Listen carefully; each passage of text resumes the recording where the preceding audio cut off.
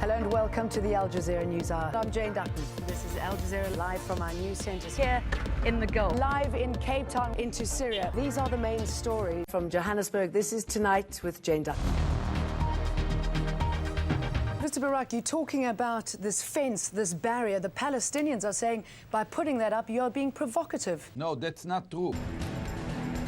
Morning, it's just gone 8 a.m. that you had a better weekend than the ANC. Crippling divisions on display, again, on the table at the NEC. Derek Honeycomb, spies and the battle between the public protector and Pravin Gordhan. How do you run a country when our politicians are fighting for their own survival? This is CNN. Do you think it should be a NATO or a US-led coalition? Well, I don't think it's a NATO-led. Clearly the rules need to change. What do you think they're likely to be? And is it time to introduce a two-tier Europe? Ich glaube, dass wir... Thank you, Stephen. US Secretary of State Hillary Clinton says she will meet with Libyan opposition groups here in the US. This is a security checkpoint in downtown Cairo.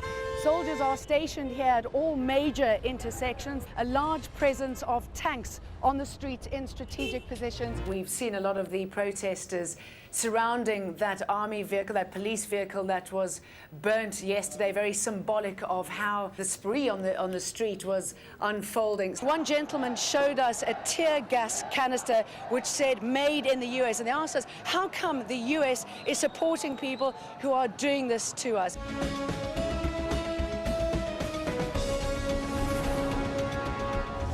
Tonight's top stories. If Zimbabwe thought they were going to get any money from South Africa, they're not.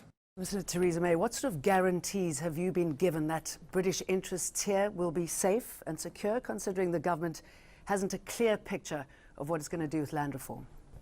Well, first of all, we had a brief chat the other day, and you just excited me so much about the two president-elects that we're going to be seeing next year, which could make a positive change on our lives. Once Donald Trump has finished his scorched earth policy, Joe Biden will become president, and you, I'm happy to say, a lot more harmonious journey to your position as president of the IBA. Firstly, congratulations. What are you going to do with it?